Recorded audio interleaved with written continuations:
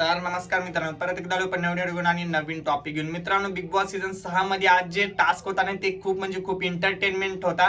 कारण की एंटरटेनमेंट झालेला आहे मित्रांनो. जे ग्रुप जिंकलेला आहे विशालचा ग्रुप, ते म्हणजे एकदम भारी खेळलेला होता. आणि काटा ग्रुप म्हणजे त्यांचा एकाही प्लेअरला बोलता येत नव्हतं ना. फक्त आणि फक्त प्रभूने थोडंफार बोललेला होता, बाकीच्या प्लेअर कुठल्याही प्लेअरनं बोललेलं नाहीये. मित्रांनो, सगळ्यात महत्वाची गोष्ट ही म्हणजे की राकेश बापटला तर बिलकुल पण बोलता येत नाही ना. आता तो रडत जाऊन बसलेला आहे की मला बोलताय ना, मी हेच नाही केलं, मी तेच नाही केलं. अरे भाई, तुम्ही बिग बॉसच्या घरात आहे, टास्क खेळा. तिथे तुम्ही असा हारता स्वतः आणि दुसऱ्याला नाव ठेवता की तुम्ही हेच नाही केलं, आमच्याकडून डिसिजन नाही घेतला, हेच नाही, फेअर झाला नाही, अनफेअर झाला आहे, असं चुकीचं आहे. आणि दुसरी गोष्ट मित्रांनो, तन्वी कोलतेला जे राखी सावंतनं बोललेली आहे ना, ते एकदम खतरनाक आणि एकदम बरोबर होतं. तन्वी कोलते हे कुत्राच आहे, कारण की जिथं भांडणं असतात तिथं पळत पळत जाते आणि मिटवण्याचा प्रयत्न करते आणि भाऊच्या धक्क्यावर एकदम हिरोईन बनवून दाखवण्याचा प्रयत्न करत असते.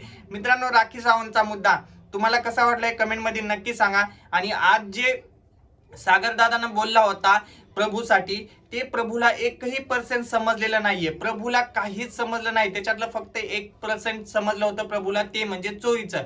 सागर दादा मनातून काय फिलिंग न बोलतोय हे तर त्याला बिलकुलही समजलं नव्हतं. काय यार प्रभू, तुला किती करणार तो बिचारा सागर दादा, तरीही तू समजून घेत नाहीस.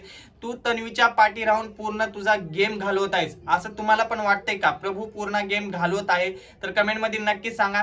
आणि आज तन्वी कोलते एकदम रडत होती, ती हारली की असंच करते, मी एवढं भारी खेळले तरी तू आमच्याकडून डिसिजन.